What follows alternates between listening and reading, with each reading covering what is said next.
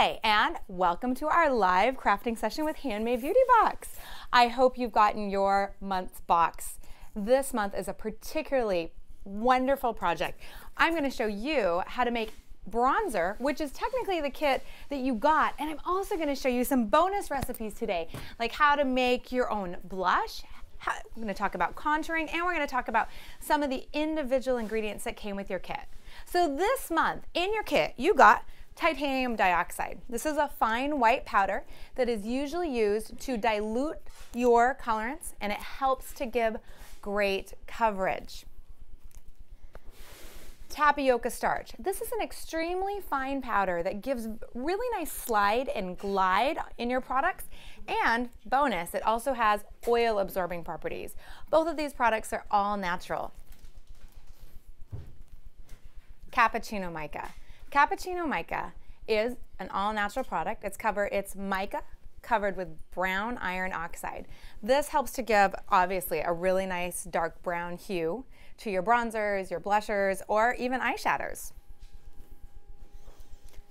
Honeyed beige mica. Isn't this a beautiful colorant? If you have it in your hands, I am sure you're looking at it thinking, I bet I could use that just straight on your products. But no, you definitely want to dilute it. So we're going to talk a little bit about that when I get into making the products with you.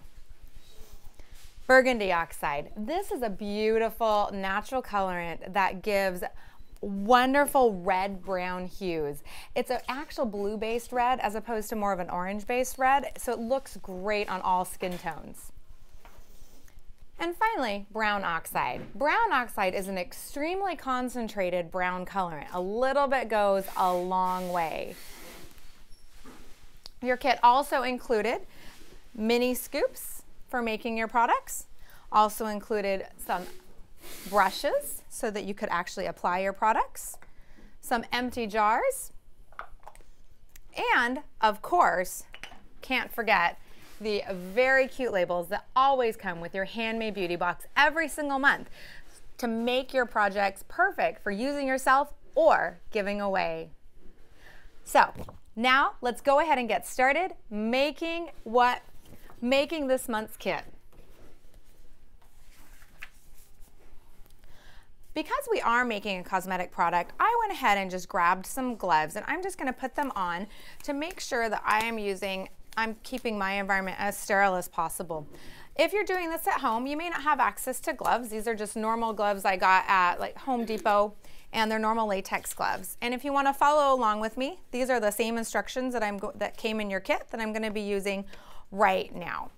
So in order to make your product, go ahead and mix up 2 teaspoons of titanium dioxide in your container. And this is to make the base. And the base is actually what you use to add all these colorants to lighten or darken. You always want to have a base that you use. And I want to talk about this titanium dioxide really quickly.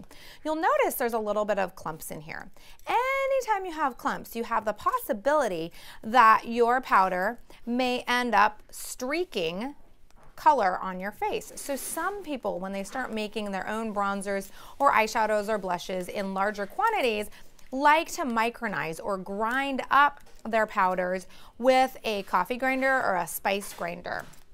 In your case, you can just take your spoon and just kind of really push down on those clumps of colorant to make sure that they burst and that they get nice and fine grained in there. Next, we're going to do tapioca starch. And the tapioca starch is just to add a little bit of glide and also to help absorb oil. We're not going to use that much. We're just going to use 1/4 teaspoon and mix it in there really well. And then finally, for our base, we're going to use a full teaspoon of honeyed beige mica. Now, if you have particularly light skin, you may end up using a little bit less of the honey beige mica.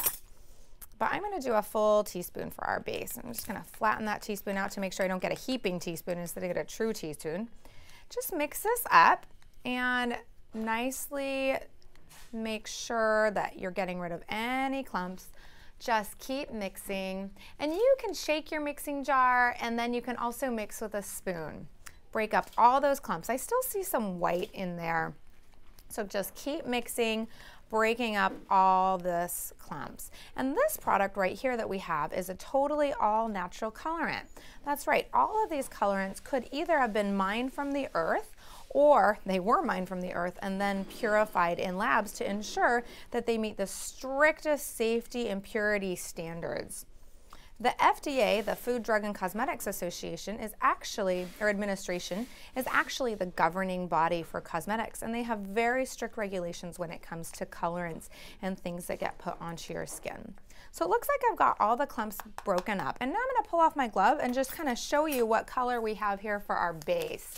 And then we can add to our base in just a minute when we see what color we've got. So this is the base colorant I've got, and I'm just going to add it. I gotta say, no surprise, it's basically perfect on my skin tone because I have fairly light reddish kind of hued skin, but that, I mean, literally it blends in perfectly. So if I was looking for more of a powder to help tamp down shine, this would be an ideal option for my skin tone. But say you have a slightly darker skin tone. Let's go ahead and add some colorants to this base. I'm gonna get another glove on.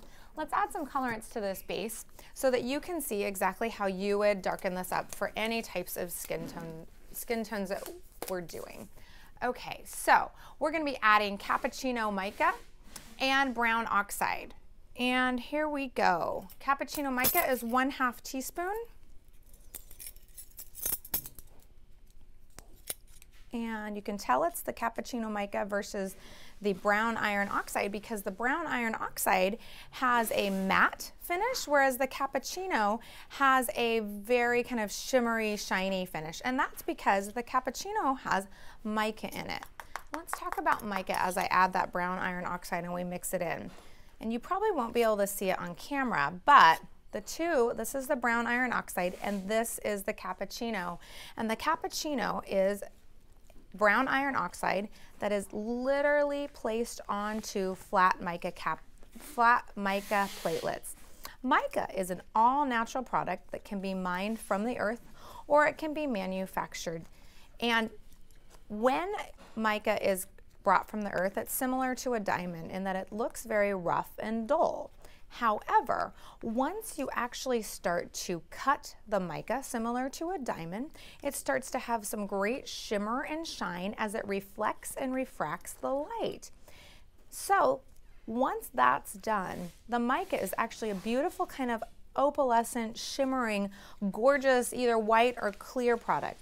And then from there, colorant manufacturers actually adhere oxides or FD&C colors, food coloring, to the mica to give it shades and hues. For this particular kit, all of the micas that are in your kit are eyeshadow safe and are all natural. That's not always the case with all micas, so make sure if you're ever wanting to use mica as eyeshadow that you're really checking to make sure that it is actually safe and approved for use on eyes. So I've got this mixed in and I've got all my clumps worked out. So now I'm gonna kind of see what color that looks like it is. Okay. So it's a nice kind of brown color. Can you see that on camera, Courtney? Yeah.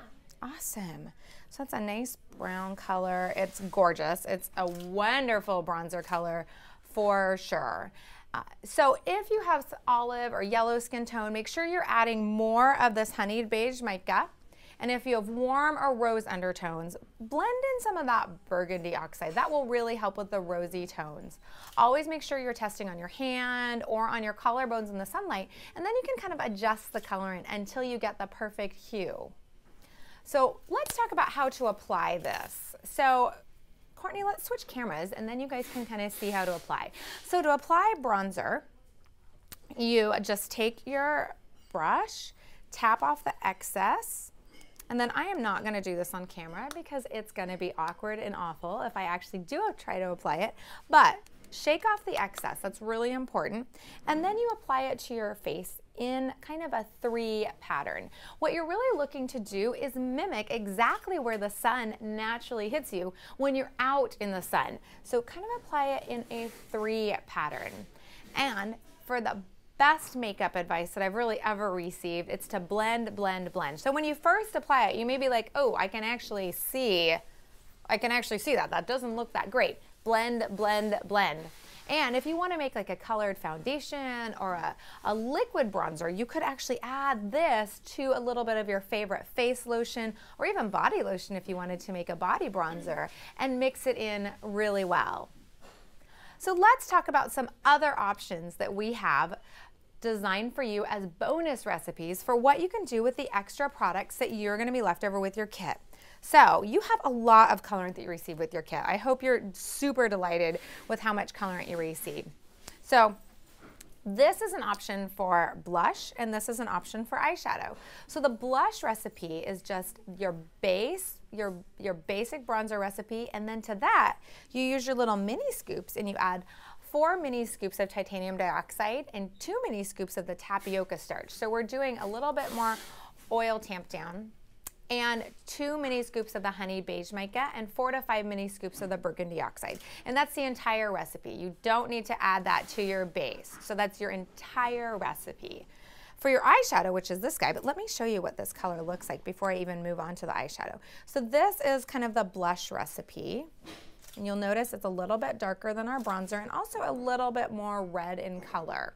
So there's our bronzer and there's our blush. And then moving on to the eyeshadow. The eyeshadow is 4 mini scoops of titanium dioxide, 1 mini scoop of tapioca starch, 4 mini scoops of the honeyed beige mica, and then 2 mini scoops of the cappuccino mica.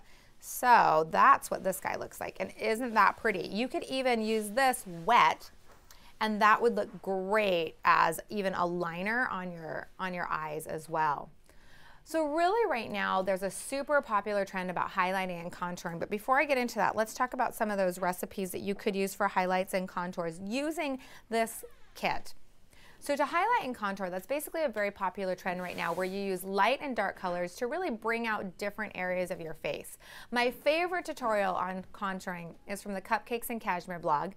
And I love how she has a contouring in just 1 minute tutorial, and she posted that in April 2015, and that's on the Cupcakes and Cashmere blog. So in order to make your highlighter, it's just 5 scoops of titanium dioxide, so the mini scoops again, 1 mini scoop of tapioca starch, 2 mini scoops of honey beige mica, and half a mini scoop of brown oxide. These recipes, in case you're trying to write these down, are all on the blog. So they're on the handmadebeautybox.com blog. You just go to handmadebeautybox.com and click blog. So this is our contour. So let's go ahead and put that all the way up here. So you'll notice that's a really nice light basic color. This is the highlight color. And let's talk about how we make the contour. So the contour is 2 to 5 mini scoops of the titanium dioxide. And this really depends on what your skin tone is, because I want this to match your skin tone a little bit. So 1 mini scoop of the tapioca starch. And again, that just really adds to our glide and our slip.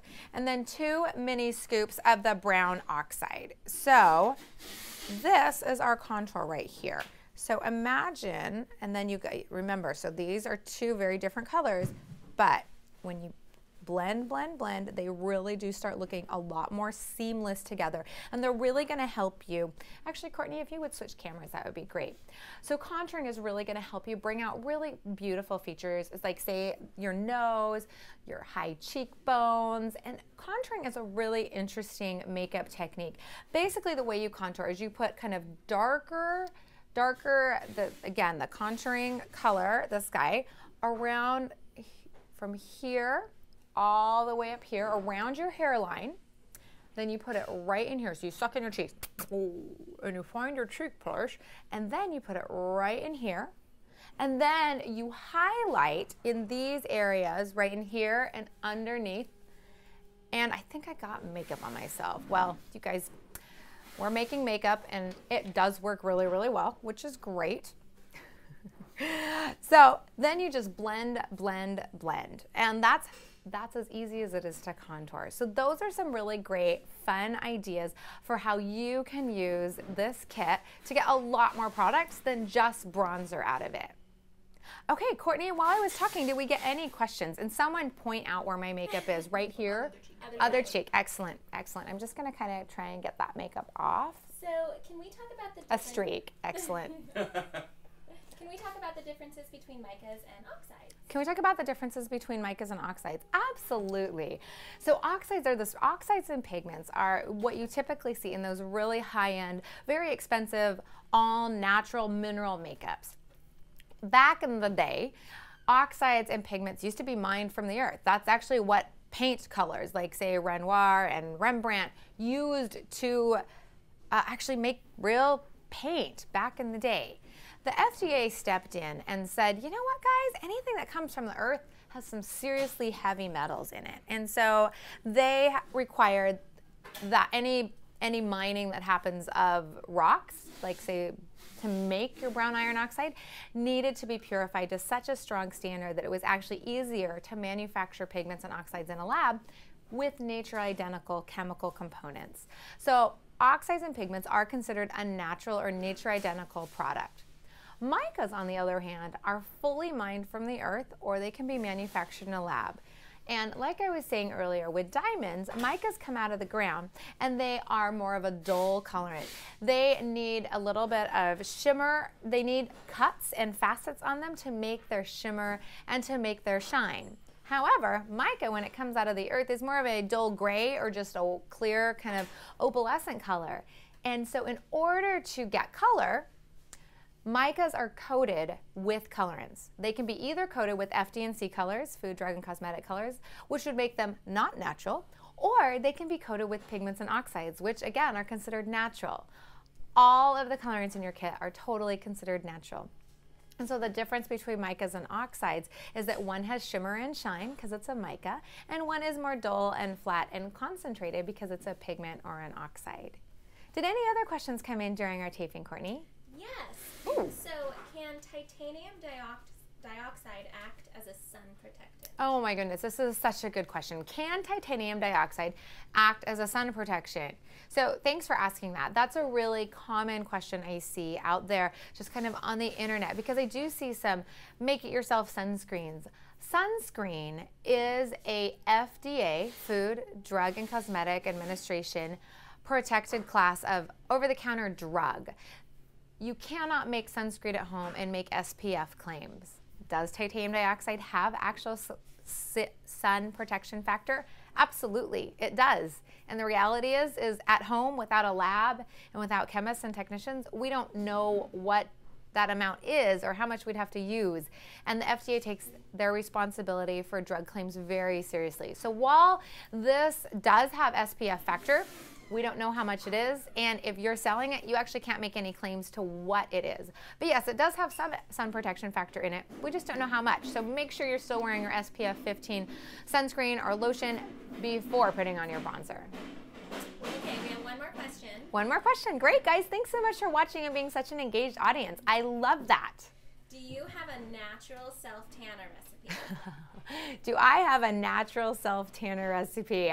Oh my goodness. So another great thing about the internet is lots of people try lots of different things, trying to make things out of their own kitchen. So I have seen people doing extra dark iced tea and trying to use that to dye their skin. And I got news for you. It will sort of dye your skin if you bathe in it and sit in it long enough. I've also seen people using cocoa powder, so like chocolate powder, to kind of make their own skin tanning recipe that washes off in streaks. And I personally never tried it, but I can't see it being terribly even in its coverage. A better option would be to take some of this bronzer that we just made today, mix it with your favorite lotion, mix it in really, really, really well, and use that to make a skin bronzer. So no, you can't make an all-natural skin dyeing, self-tanning product, but you could make some basically makeup for your legs, which would help cover up varicose veins and really give your legs almost that kind of I'm wearing nylons look without wearing them. Are there any other questions? No? Okay, well, when I sign off, you guys, I'm going to be taking my adorable labels. I mean, come on, they're so cheeky and so cute. Be Sunkissed Bronzer, and labeling up what I just made to give away to some of my family and friends.